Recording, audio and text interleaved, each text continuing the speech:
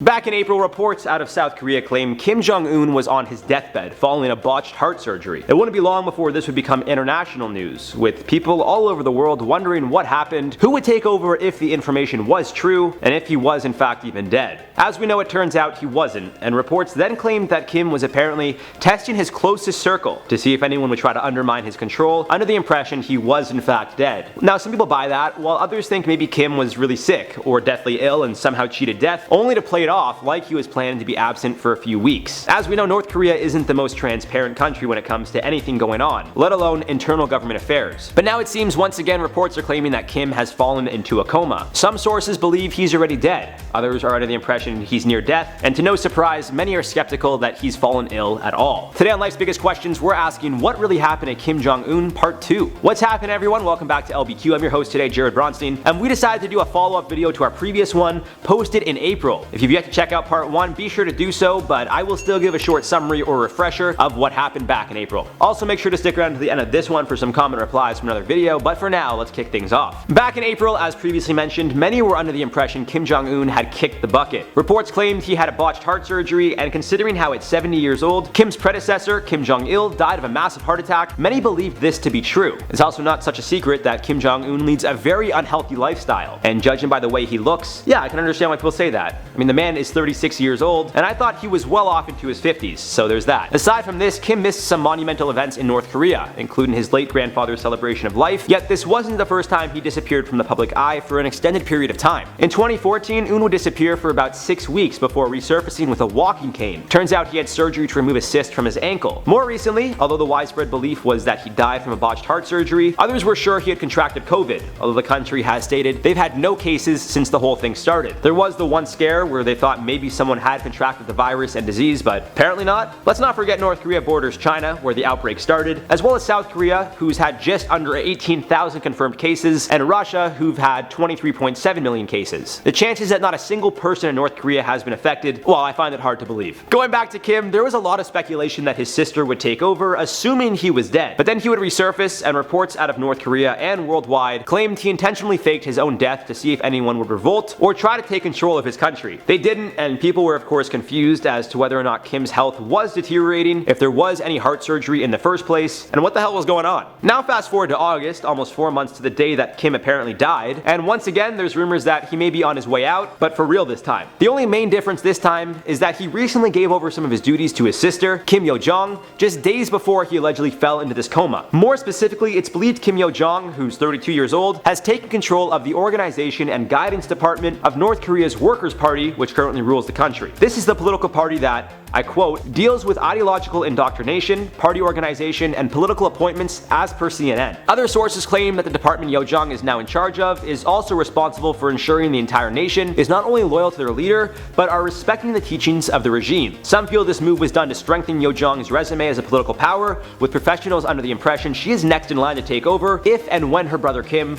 goes 6 feet under. South Korea's defense minister also believes that Yo-jong is going to have an important role in deciding policies toward both South Korea and the United States. Sung-Yoon Lee, a professor at Tufts University Fletcher School of Law and Diplomacy, told the New York Post he doesn't think Kim is in a coma of any kind, and that the nation is just doing what they did before. However, others are singing a much different tune. A former BBC journalist, Roy Cowley, told the Daily Mail he thinks Kim is already a goner. I quote him saying, "I honestly believe he's dead, but you just can't tell with that country. I could be in Pyongyang now and be none the wiser." Something that everyone appears to agree on, however, is that Kim's sister will certainly be a powerful leader, possibly more ruthless than her brother, who has been in charge of North Korea since 2011. A former US Army Colonel, David Maxwell, told the New York Post, I quote, "Given the reputation and history of the family, she would rule with an iron fist." Sung-Yoon Lee went on to explain, I quote, "Clearly there has been a contingency plan rolled out since early March to bolster Kim Yo-jong's credentials and have her, if and when necessary, seize the reins of power," describing her as ambitious and smart and saying that although she appears soft, don't judge a book by its cover. In his own words, she has, I quote, "a softer feminine glow on the brutish facade of her regime." Doubling down on his stance, he went on to explain the the way for her to build up her credibility and net worth, that is the way for her to get respect, is not to play nice, but be a cruel dictator to her people and a credible nuclear threat to the US. Now before we start ringing the alarm, freaking out, and losing it, let's talk about if Kim Jong-un is actually in a coma, if he's dead or alive. To no surprise, it depends who you ask. Chang Song-min, who was an aide to South Korea's late president Kim Dae-jung, is under the impression Kim is in a coma, but has not died just yet. Speaking with a local news outlet, he said, "I assess him to be in a coma, but his life has not ended." He went on to explain if Kim's sister takes over, nothing has been made official that she'd stay in power forever. I quote, "A complete succession structure has not been formed, so Kim Yo-jong is being brought to the fore as the vacuum cannot be maintained for a prolonged period." Song-min also believes that Kim Jong-un has been ill for quite some time, and doesn't buy the most recent appearances of him waving, following his nearly 3-week absence in April. In fact, he thinks the initial reports back in April that Kim was ill, all of his appearances since have been faked. Now there isn't any proof that his most recent appearances have been faked, but considering how anything that comes out of North Korea has to be questioned, we really don't know if the Kim we've been seeing as of late has in fact been him or a double. As of this recording, multiple outlets are claiming that Kim Jong-un still maintains absolute control of the country, and that his sister has simply come in to help him ease the workload of running the entire nation. A spy agency from South Korea is claiming, I quote, "Kim Jong-un is still maintaining his absolute authority, but some of it has been handed over little by little." It's widely believed Kim's sister is the second in command, and as per the agency, the reason for Kim's decision to give his sister more responsibility is because he intends to relieve stress from his reign and avert culpability in the event of policy failure. Now personally, I don't necessarily believe that Kim is a stunt double. I think it certainly is him, but I also think, given reports that he was in a coma about 4 months ago, it's quite possible his health is falling and he may be in another coma at the time of this recording. Although reports claim that Kim was simply trying to see if anyone would try taking control of his role, including those in his immediate circle, given North Korea's past regarding internal affairs, it seems viable that they would lie about their leader's health. Now it's possible out of fear that the nation doesn't want to seem weak or that they're crumbling that they would not want to admit to this. Some sources believe if Kim was in failing health, the people of North Korea would inevitably be aware, one way or another. But again, I'm not sure how true that is. They know what they're told, and if Kim was to pass, there certainly would be a monumental ceremony celebrating his life and great achievements, although I'm not sure what those could be. To no surprise, no one could say 100% what happened or is happening to Kim Jong-un. As it's always been, and likely always will be the case, North Korea isn't the most open when it comes to sharing information. This leads to a lot of speculation, which can certainly lead to misinformation. This is what seemed to happen the first time around, when the majority of the world was under the impression Kim had died from a botched heart surgery. Or maybe we've been getting fooled since the nation claimed he's in good health and showed photos of him walking around, laughing and joking. Maybe he has been in a coma this whole time, and we were all duped to believe he's been running the country, when the reality is, he's likely got weeks or months left to live. As we've seen in the past, this one is kind of a wait and see how things play out. What makes this time so different, as previously mentioned, is the confirmation that his sister has taken a more powerful role among the country. For a leader who's in good health,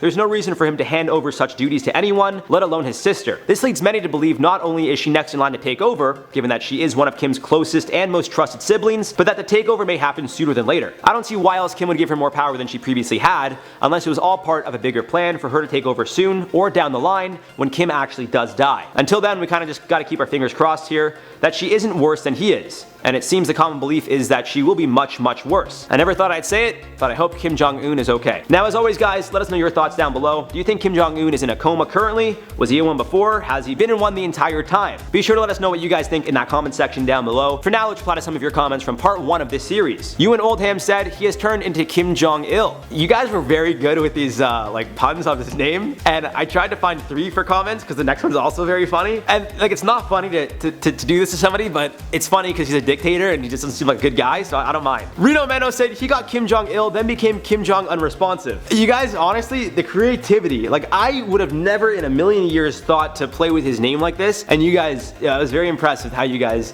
the unresponsive line, it actually made me burst out laughing, so I will say that was a very good comment. Rourke Dunn said obviously he finished his transformation into a massive cheeseburger. You guys were just shredding him. You guys were so mean. Like every comment was just going at him. But again, I think we have every right to because he's just not a good dude. With that being said, I don't think we should necessarily, you know, be rude about his appearance like that. It's not nice, guys. We're moving forward here, and you know, everyone's beautiful. Even Kim, even though he's not so beautiful. He's like a little softy, I guess. A little soft boy. I think he doesn't seem like a tough guy. Like one slap in the face, he'd just give up on a fight. Anyways, guys, that's all for this one. I've been your host, Jared Bronstein. You guys have been watching LBQ, and we'll see you guys in the next one. How did I say it? Diplomacy? Diplomat. It's a weird word to say. Diplomatic. Diplomacy. It's diplomacy, isn't it? Diplomacy? Diplomacy. It's not diplomacy. Diplomacy. Diplomacy? Diplomacy. Like diplomatic. You don't say diplomatic, you say diplomatic. Diplomacy? That's a weird word to say. It's like when you look at words and you think you know how to say it, but you never actually say it. Diplomacy. Yeah. Diplomacy. Yeah. Yeah, like diplomatic, diplomacy. Every time you think of a word, it looks stupid. It looks weird as f, dude. Okay, I'll take that again. Reno Meno said he got Kim Jong-il, then became That was a good one. This is good. Reno Meno said he got Kim Jong-il, then became Kim I can't even say it. Then became Kim Jong unresponsive. It's not nice.